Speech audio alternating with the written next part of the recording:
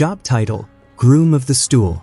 Era: 1500s to 1600s. Location: Tudor and Stuart, England. Job description: a highly prestigious royal servant whose primary duty was to assist the King of England with his bowel movements and toilet hygiene. The groom of the stool would help the monarch undress, accompany him to the stool, toilet chair, provide clean linens, and monitor the king's digestive health. Despite the nature of the work, this was one of the most powerful positions at court because it meant intimate daily access to the king's ear during private moments. The groom often became a trusted advisor and confidant, wielding enormous political influence. The position was abolished in the 1900s as royal protocol modernized. Now it's a punchline. Job title: Sin Eater. Era: 1600s to 1800s. Location: Wales, England, Scottish borders. Job description: a destitute person hired by families to literally eat the sins of the recently deceased.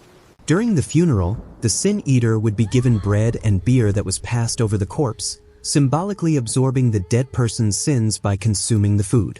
This ritual was believed to allow the deceased to enter heaven unburdened. Sin eaters were social outcasts, shunned by communities because they carried the accumulated sins of the dead. They lived in poverty and isolation, only called upon when someone died. The practice died out as religious reforms and education spread, though reports persisted in remote areas into the early 1900s. Job title: Knocker-upper. Era: 1800s to 1950s. Location: Industrial Britain and Ireland. Job description: before alarm clocks were affordable, knocker-uppers were employed to wake workers for early factory shifts. Using long bamboo poles, pea shooters, or soft hammers, they would tap on bedroom windows at predetermined times, moving through entire neighborhoods in the pre-dawn darkness. They wouldn't leave a window until the client appeared and acknowledged being awake. The job required precise timekeeping and knowledge of who needed waking at what time. The irony often asked was, who wakes the knocker-upper? They used various methods including drinking water before bed or employing another knocker-upper. The profession vanished with the mass production of affordable alarm clocks in the mid-1900s. Job title: Gong Farmer, Night Soil Men. Era: medieval times 1800s. Location: England, Europe. Job description: Gong farmers collected human excrement from cesspits, privies, and street gutters, working exclusively at night to minimize public offense. The name comes from gong, to go, referring to the privy. They would dig out accumulated waste with shovels and buckets, cart it away, and sell it to farmers as fertilizer, called night soil. The work was extraordinarily dangerous. Toxic fumes killed many workers, and some drowned in the waste. Despite the horrific conditions, gong farmers were well paid because few would do the work. They were required by law to live outside city limits. Modern sewage systems eliminated the profession by the late 1800s. Job title: Resurrectionist, Body Snatcher. Era: 1700s to 1800s. Location: Britain, America. Job description: medical schools desperately needed fresh corpses for anatomy studies, but legal sources were limited to executed criminals.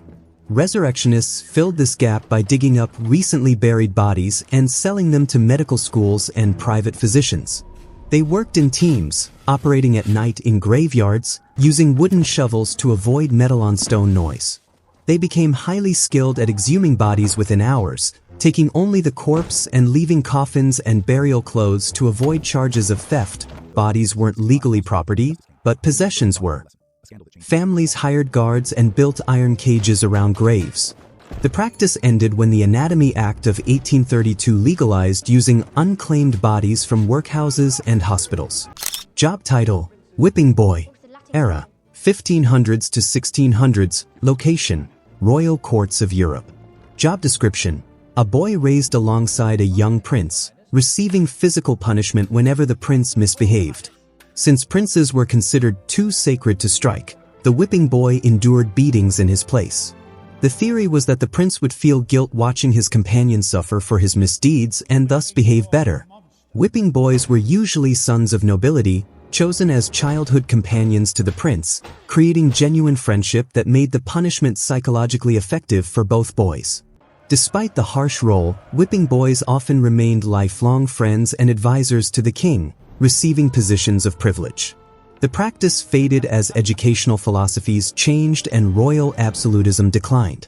Job title: Leech Collector. Era: Medieval times 1800s. Location: Europe, particularly Britain. Job description: medical leeches were essential for bloodletting treatments, and leech collectors supplied them to physicians and apothecaries. Collectors waded into ponds, marshes, and streams with bare legs, allowing leeches to attach to their skin. Once covered with leeches, they'd pull them off and place them in containers.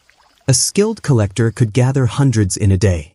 The work caused serious health problems. Repeated blood loss led to anemia, infections from leech bites were common, and exposure to cold water caused illness. Some collectors used old horses instead of their own legs. The profession declined with the end of bloodletting as medical practice in the late 1800s, though medicinal leeches are still used in modern microsurgery. Job title: Tasher. Era: Victorian era 1800s. Location: London, England. Job description: Tashers scavenged in London sewers for valuable items lost or washed down drains, coins, jewelry, metal, bones, rope, anything sellable. Working illegally, sewer entrance was prohibited. They navigated the pitch-black, toxic tunnels by candlelight or memory, wading through human waste and industrial runoff. They faced drowning from sudden water surges during storms, asphyxiation from methane gas, disease from filth, and attacks from sewer rats the size of cats. Despite the dangers, successful tashers could earn more than factory workers. They developed their own slang and operated in secretive gangs. Modern sealed sewer systems and legal enforcement ended the practice by the early 1900s. Job title: Funeral Clown, Archimum. Era: Ancient Rome, 100 BC 400 AD. Location: Roman Empire. Job description: At wealthy Roman funerals, a professional entertainer called an archimime would wear a mask resembling the deceased and imitate their mannerisms, voice, and notable behaviors during the funeral procession. This performance was meant to celebrate the person's life through comedy and impersonation, providing entertainment and honoring the dead simultaneously. The funeral clown would exaggerate the deceased's quirks, making mourners laugh through tears. They were skilled actors who researched their subjects carefully, sometimes consulting family members for authentic details. The practice reflected Roman attitudes about death being a transition rather than an ending. Christianity's spread through Rome discouraged such pagan funeral customs, ending the profession by the 5th century. Job title: Petardier. Era: 1500s to 1700s. Location: Europe, military. Job description: military specialists who placed and detonated petards, primitive explosive devices used to breach fortress gates and walls during sieges. The petardier would approach enemy fortifications under cover of darkness or smoke, carrying a heavy bell-shaped explosive filled with gunpowder. They'd attach it to gates or walls using iron hooks or adhesive, light the fuse, and run. The work was extraordinarily dangerous. Fuses were unreliable, enemies fired upon them, and premature detonations were common.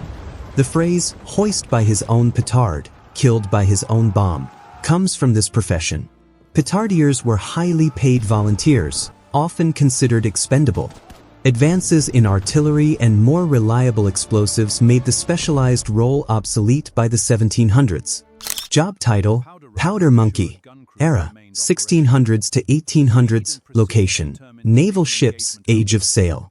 Job description: young boys, typically ages 8 to 14, employed on warships to run gunpowder cartridges from the ship's magazine to the gun crews during battle. They were chosen for their small size. They could move quickly through cramped spaces and presented smaller targets. Powder monkeys worked in extremely dangerous conditions: enemy fire, explosion risks from carrying explosives, splinters from cannonballs hitting wood, and the chaos of naval combat. Many were orphans or pressed into service. Despite the danger, the position offered adventure, food, and a chance to rise through naval ranks. The transition from sailing ships to steam-powered vessels and more automated weapon systems eliminated the role by the late 1800s. Job title: Hermit for hire, ornamental hermit. Era: 1700s to 1800s. Location: England, wealthy estates. Job description: wealthy landowners hired men to live as hermits in purpose-built hermitages on their estates as living garden ornaments and philosophical symbols. The ornamental hermit would live in a rustic hut or grotto, dress in robes, grow a long beard, and appear contemplative when garden visitors passed. Contracts often lasted 7 years and forbade cutting hair or nails, leaving the grounds, or speaking to anyone. They were paid well and provided with food and shelter.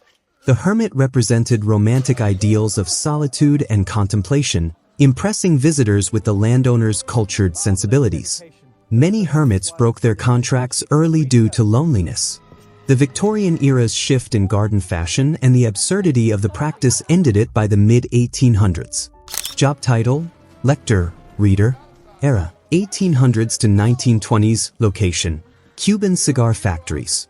Job description: in Cuban cigar factories, a lector sat on an elevated platform and read aloud to workers rolling cigars for 8 to 10 hours daily.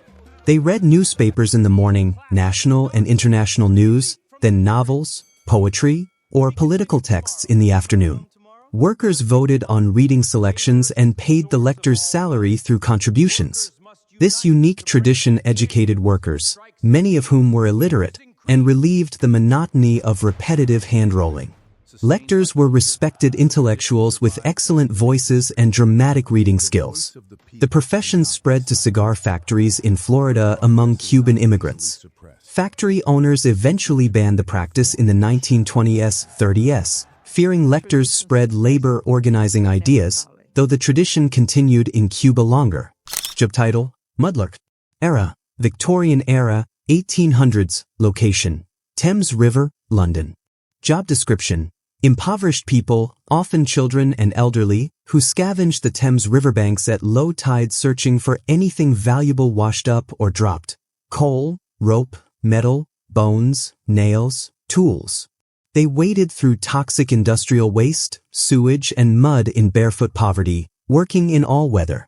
Mudlarks faced cuts from broken glass and metal leading to infection, disease from filth, drowning from tidal surges, and hypothermia. Despite the misery, it was survival for those with no other options: homeless children, widows, the elderly. What they found barely sustained life. Social reforms, child labor laws, and improved waste management gradually reduced mudlarking. The term now refers to hobbyist metal detector users legally searching the Thames foreshore for historical artifacts. Job title: Rat catcher. Era: medieval times, 1900s. Location: Europe, particularly England. Job description: professional rat catchers controlled urban rodent populations that spread disease and destroyed food stores. Using trained terrier dogs, traps, poisons, and sometimes bare hands, they captured or killed rats in homes, businesses, warehouses, and sewers. Rat catchers often kept and bred rats for rat-baiting entertainment, where dogs would be timed killing rats in a pit while spectators bet. They dressed distinctively, sometimes wearing rat pelts or displaying dead rats on their belts as advertising. The work was dangerous. Rat bites caused infections and disease, poisons were toxic, and sewer work was hazardous. The profession evolved into modern pest control, though the colorful individual rat catcher character disappeared with urbanization and professional extermination services. Job title: Ice cutter. Era: 1800s to 1930s. Location: Northern United States, Canada, Northern Europe. Job description: before mechanical refrigeration, ice cutters harvested massive blocks of ice from frozen lakes and rivers during winter for year-round storage and sale. Teams of men would saw geometric patterns in thick ice using long saws, creating uniform blocks weighing 300+ pounds. They used ice picks, poles, and horse-drawn equipment to float and haul blocks to ice houses packed with sawdust insulation. The work was brutally cold, physically demanding, and dangerous. Men fell through ice, suffered frostbite, and were crushed by shifting ice blocks.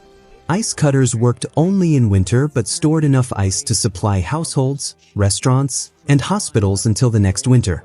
Electric refrigeration in the 1930s-40s made ice harvesting obsolete almost overnight. Job title: Gandhi dancer. Era: 1850s to 1950s. Location: United States and Canada. Railroads. Job description: railroad track maintenance workers who aligned and tamped railroad ties and rails using hand tools before mechanization. Called Gandhi dancers, possibly from the Gandhi manufacturing company that made their tools, or from their rhythmic, dance-like movements. Crews of 8 to 10 men would work in synchronized motion, lifting rails with long bars, driving spikes with sledgehammers, and tamping ballast, all coordinated by work songs and chants. The synchronized movements prevented injury and made heavy work more efficient and bearable. The work was backbreaking, performed in extreme weather, and dangerous from passing trains and heavy equipment. The songs and chants created a unique cultural tradition. Mechanized track maintenance equipment replaced Gandhi dancers by the 1950s-60s, though the term persists in railroad culture. Job title: log driver, river pig. Era: 1800s to 1970s. Location: North America, Maine, Canada, Pacific Northwest. Description: lumberjacks who rode floating logs down rivers to transport timber from forests to mills before trucks and roads. Log drivers would balance on floating logs, using pikes to steer and break up jams, often jumping from log to log across dangerous rapids and waterfalls. They wore boots with sharp spikes, called caulks, for traction on wetwood. The work was incredibly dangerous. Drowning was common, logs could roll unexpectedly, crushing men, cold water caused hypothermia, and massive log jams could suddenly break, killing anyone nearby. Log drivers developed a culture of bravado, songs, and competitive skill. They worked spring through summer during high water. Improved road systems and truck logging eliminated river drives by the 1970s. Job title: pure finder, pure collector. Era: Victorian era, 1800s. Location: England, urban areas. Job description: impoverished individuals who collected dog feces from streets and sold it to tanneries for leather production. The enzymes in dog waste, called pure in the trade, were essential for treating leather, making it soft and pliable. Pure finders walked streets with buckets and gloved hands, competing for the valuable material in areas where dogs were common. They knew which neighborhoods had well-fed dogs whose waste was most valuable. Despite the disgusting nature, pure finders could earn a modest living selling to tanneries. The work required no tools or skills, making it a last resort for the desperately poor. Chemical tanning processes developed in the late 1800s eliminated demand for dog feces, ending the profession. Job title: food taster, Praegustator. Era: ancient Rome through medieval/Renaissance periods. Location: Rome, royal courts worldwide. Job description: servants employed by emperors, kings, and nobles to taste all food and drink before the master consumed it, detecting poison attempts. The food taster would take a portion of every dish and beverage, wait to see if they showed symptoms of poisoning, then the noble would eat if the taster survived. This was a position of trust but obvious danger. Death was an occupational hazard. Tasters were often slaves in ancient times, but later became privileged servants with good pay, food, and accommodation as compensation for risk. They developed knowledge of poisons and symptoms, sometimes detecting poisoning attempts by smell or appearance. In some courts, multiple tasters were employed to test different courses. The role diminished with more stable governments and improved food safety, though some high-security officials still employ similar precautions. So, which of these weird historical professions did you find most amusing? The sin eater? Or maybe the groom of the stool? Drop your answer in the comments below.